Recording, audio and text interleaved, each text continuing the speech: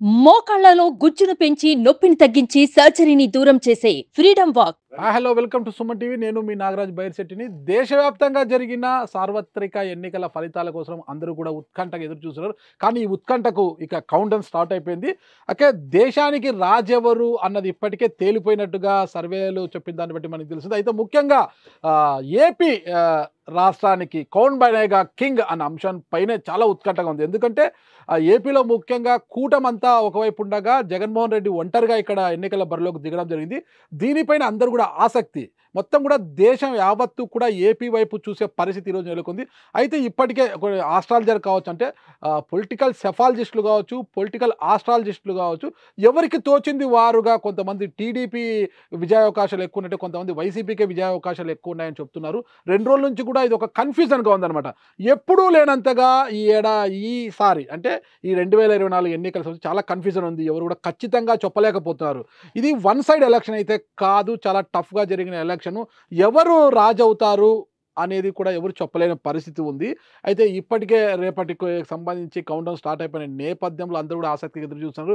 Election commission కూడా, రాష్ట్ర election commission కూడా ఆయా జిల్లాలలో పెద్ద ఎత్తున పోలీస్ బలగాలను మోహరించింది. ఇప్పటికే ఓట్ల లెక్కింపుకు సంబంధించి అన్ని ఏర్పాట్లను కూడా పూర్తి చేయడం జరిగింది. ఇంకా మిగిలిన చోట్ల కొన్ని ఏర్పాట్లు కూడా మిగిలి ఉంటే అవి కూడా పూర్తి చేస్తున్నారు. ప్రతి జిల్లాకి కూడా అంటే పోలింగ్ కేంద్రాలు, అంటే కౌంటింగ్ కేంద్రాల వద్ద దాదాపు 2000 మంది పోలీస్ బలగాలను కూడా మోహరించడం జరిగింది.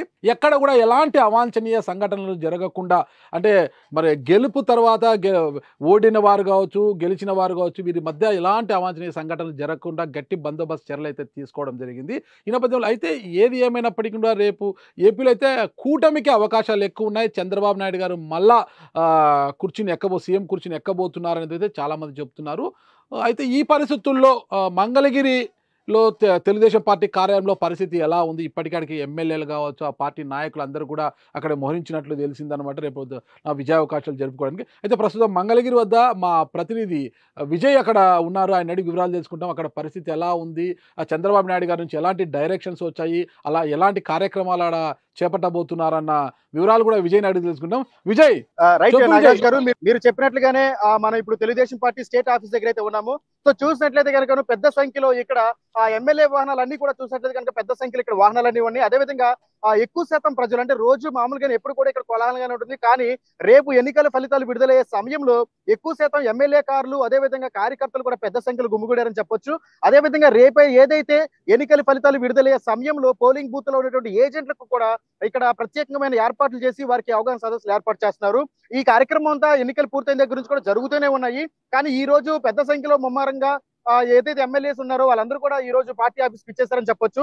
సో ఇక్కడ మనం చూసేటైతే విజువల్స్ లో చాలా క్లియర్ గా ఎక్కువ శాతం అన్ని ఎమ్మెల్యే వెహికల్స్ ఉన్నాయి అనమాట. అదేవిధంగా ఎమ్మెల్యేస్ అందరూ కూడా ఇక్కడ లోపల సమావేశం జరుగుతుంది.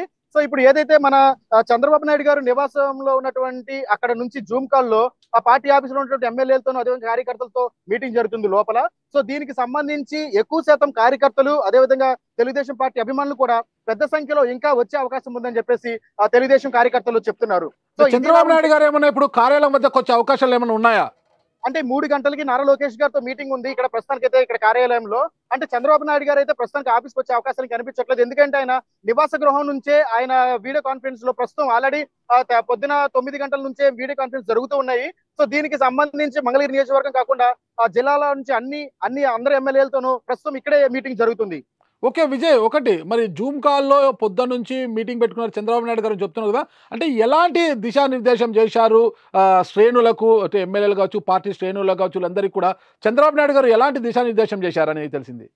రైట్ నాగరాజ్ గారు, ఇప్పుడు పరిస్థితి ఏంటంటే కూటమి ఖచ్చితంగా విజయావకాశాలు ఎక్కువని చెప్పేసి అన్ని సర్వేలు ఏదైతే తేల్చి చెప్పినాయో అప్పటి నుంచి కూడా తెలుగుదేశం పార్టీ అభిమానులు, అదేవిధంగా కార్యకర్తలందరూ కూడా పెద్ద సంఖ్యలో పార్టీ ఆఫీస్ కి వచ్చే అవకాశం చేస్తున్నారు.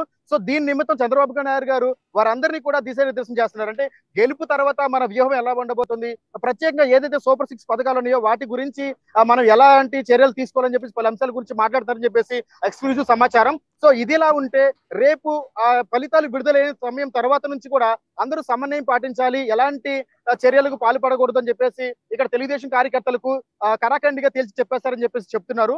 సో అంటే ముఖ్యంగా విజయ్ రేపు ఫలితాలు ఒక్కటిడా మీరు చంద్రబాబు నాయుడు గారు డైరెక్షన్ ఇచ్చారు కదా, అయితే రేపటి రోజు ఇక విజయావకాశాలు టీడీపీ వైపు ఉన్నాయని తెలిసిన వెంటనే రాష్ట్ర వ్యాప్తంగా ఉన్న తెలుగుదేశం పార్టీ శ్రేణులంతా ఎమ్మెల్యేలు కావచ్చు, పోటీ చేసిన అభ్యర్థులు కావచ్చు, వివిధ శ్రేణులు అందరూ కూడా పెద్ద ఎత్తున మంగళగిరి పార్టీ కార్యాలయానికి వచ్చే అవకాశం పెద్ద ఎత్తున ఉంటుంది కదా. అంటే ఆ సమయంలో అక్కడ క్రౌడ్ ఎక్కువ అవుతుంది. ఆ శ్రేణులతో వచ్చే వెహికల్స్, ఆ పార్కింగ్కి సంబంధించి కావచ్చు, ఆ జన సమూహము అక్కడికి వచ్చిన తర్వాత ఎలాంటి సంఘటన జరగకుండా ఉండేందుకు ఎలాంటి ఏర్పాట్లు చేశారట? పెద్ద ఎత్తున వాహనాలు తరలి వస్తాయి అక్కడికి, అది పార్కింగ్ విషయం అయితేనే ఇతరత్ర విషయాలు ఎలా ఉన్నాయి, వచ్చిన వారికి ఏమైనా రేపు భోజనాలు ఏర్పాట్లు చేస్తున్నారా, ఇంకా ఏమైనా వసతులు ఉన్నాయి అక్కడ? రైట్ నాగరాజ్ గారు, మీరు చెప్పినట్లే ఇప్పుడు నేను ఎక్స్క్లూజివ్ గా మీకోసం చూపిస్తాను. సో పార్టీ ఆఫీస్ లో మీరు చూసినట్లయితే కనుక ఇంతకు ముందు వరకు ఈ ఫెన్సింగ్ అనేది లేదు. ఎందుకంటే రోడ్డుకి ఇటువైపు చూసినట్లయితే కనుక జస్ట్ రవాణా వెళ్ళడానికి మాత్రమే ఉండేది. సో ఇప్పుడు ప్రత్యేకమైన బార్గేట్స్ అయితే ఏర్పాటు చేశారు. మీకు ఇప్పుడు అంటే ఒక 500 డిస్టెన్స్ లో బార్గేట్స్ అనేవి ఉన్నవి. సో అదే విధంగా మనకి ఇప్పుడు చూసినట్లయితే ఇక్కడ ఫెన్సింగ్ కానీ ఇంతకు ముందు వరకు ఇక్కడ క్లీన్ చేసేవారు కాదు. ఎందుకంటే గత ప్రభుత్వం హయాంలో కావచ్చు, ఏదైనా కావచ్చు, ఎందుకంటే అసలు క్లీనింగ్ అనేది లేదు. సో కేవలం హుటాహుటిన ఈ రోజు ఉదయం నుంచే మున్సిపాలిటీ అధికారులు కానీ ఎవరైతే పారిశుద్ధ్య కార్మికులు వీళ్ళందరూ ఉన్నారో వారందరూ కూడాను వెంటనే వీటన్నింటిని క్లీన్ చేయడం మొదలు పెట్టేశారు. అంటే ఇప్పుడే, ఎందుకంటే ఖచ్చితంగా కూటమి అధికారంలోకి రాబోతుంది. సో ఖచ్చితంగా ఏదో ప్రమాదం జరిగే అవకాశం ఉంటుందని ముందే గుర్తించి అధికారులందరూ కూడాను ముందే వీటన్నిటిని క్లీన్ చేయడం జరిగింది. సో అదే విధంగా అసలు ఇంతకు ముందు ఇదంతా కూడా చాలా డస్ట్బిన్ లాగా, అంటే ఎక్కువ శాతం చెత్త అంతా కూడా ఇక్కడే ఉండేది. కానీ ఎప్పుడైతే అధికారంలోకి వస్తుందని చెప్పి తెలుస్తుందో దాన్ని బట్టి అర్థం చేసుకుని అధికారులందరూ కూడా అప్రమత్తమయ్యి ఆ పార్టీ ఆఫీస్ ముందు పారిశుద్ధ్య కార్యక్రమాలన్నీ చేపట్టడం జరిగారు. సో అదే కాకుండా ఇక్కడ చూసినట్లయితే కనుకను మనకి మెయిన్ గేట్ దగ్గర కూడా సిబ్బంది, అదే విధంగా సెక్యూరిటీ సిస్టమ్ కూడా చాలా కట్టుదిట్టంగా ఏర్పాటు చేశారని చెప్పొచ్చు. సో మెయిన్ ఎంట్రన్స్ దగ్గర కూడాను ఎవరైతే వస్తారో, ఎవరైతే వెళ్తారో వారందరికీ కూడాను ఖచ్చితంగా చెకింగ్ అనేది మస్ట్ షుడ్ గా ఉంటుంది. సో ఎందుకంటే ఎలాంటి అవాంఛనీయ సంఘటనలు జరగకుండా ఉండడం కోసం తగు చర్యలు అదే విధంగా జాగ్రత్తలు కూడా తీసుకుంటున్నారు. అదే విధంగా దీనికి సంబంధించి ప్రత్యేకమైన ఏర్పాట్లు, అంటే ఇక్కడ మనకి చూసినట్లయితే కనుక మన కుడివైపున పెద్ద గ్రౌండ్ అయితే ఉంటుంది. సో ఇక్కడ ఏంటంటే రేపు ఏదైతే ఫలితాలు విడుదలైన తర్వాత వారందరూ కూడా ఆహారపు ఏదైతే భోజనాలు ఉంటాయో, నిత్యావసర వసతులు ఏవైతే ఉంటాయో వాటన్నిటిని కూడా ఖాళీ ప్రాంగణంలో ఏర్పాటు చేస్తున్నారు. అయితే ఈ రోజు చంద్రబాబు నాయుడు జూమ్ కాల్లోనే శ్రేణులతో మాట్లాడుతున్నారా, నేరుగా కార్యాలయానికి వచ్చే అవకాశం ఏమైనా ఉందా లోకేష్ గారు తర్వాత అయినా? ఖచ్చితంగా కార్యాలయానికి అయితే నారా లోకేష్ గారు అంటే ఈ రోజు సాయంత్రం 3 గంటలకి వచ్చే అవకాశం ఉంది. ఎందుకంటే ఇప్పటి వరకు చంద్రబాబు గారు అయితే ఇంకా ఇంతవరకు స్టిల్ ఆల్రెడీ మీటింగ్ నడుస్తూనే ఉంది. ఎందుకంటే ఉదయం 9 గంటలకు ప్రారంభమైన మీటింగ్ ఏదైతే ఉందో స్టిల్ ఇంకా జరుగుతూనే ఉంది. మీరు చూసినట్లయితే కనుక విజువల్స్ లో ఆ కార్యకర్తలు కానీ వీరందరూ కూడా లోపలికి వెళ్తూ ఉన్నారు, వస్తూ ఉన్నారు. పెద్ద సంఖ్యలో ఇంకా లోపలికి ఏ మీడియాను కూడా లోపలికి ఎలా చేయట్లేదు. అండ్ అందువల్ల ఏంటంటే ఎవరు కూడా వచ్చి ఎక్స్క్లూజివ్ గా గేట్ ముందు చేసే ప్రయత్నం కూడా చేయలేకపోతున్నారు. కేవలం సుమన్ టీవీ మాత్రమే ఈ రోజు ఎక్స్క్లూజివ్ గా తెలుగుదేశం పార్టీ కార్యాలయం ముందుకు వచ్చి మరి ఎక్స్క్లూజివ్ గా మీకు ఇక్కడ జరుగుతున్న ఏర్పాటు గురించి చూపించడం జరుగుతుంది. మెజారిటీ సర్వేలన్నీ టీడీపీ ఉన్న ఆరామ్ అస్సాన్ సర్వే మాత్రము వైసీపీ వైపు ఉంది కదా. మరి ఆరామ్ అస్సాన్ సర్వే అనేది రాష్ట్ర వ్యాప్తంగా కొద్దిగా చర్చనీయాంశమైంది. మరి ఆరామ్ అస్సాన్ సర్వే గురించి టీడీపీ కార్యాలయం మధ్య చర్చ జరుగుతుందంటారా? రైట్, అంటే మనకి ఎప్పుడు కూడా మనం స్టేట్ వైడ్ గా ఏదైతే మనకి సర్వే వస్తుందో దాన్ని మనం ఖచ్చితంగా పరిగణలోకి తీసుకుంటాము. ఏదైతే మనకి ఇండియా టుడే కానీ, డెక్కన్ క్రానికల్ కానీ, ఏదైతే పెద్ద ఛానల్స్ వాళ్ళు ఇచ్చిన సర్వేస్ అన్ని కూడా చూసినట్లయితే కనుక కూటమి అధికారంలోకి వస్తుందని చెప్పారు. అంటే దాదాపుగా మేజర్ గా మనకి 45 మీడియాల నుంచి తీసుకున్న సర్వేల్లో ఎక్కువ శాతం 40 మీడియాలు ఖచ్చితంగా తెలుగుదేశం పార్టీ అంటే కూటమి మాత్రమే విజయం చేకూరుతుందని చెప్పారు.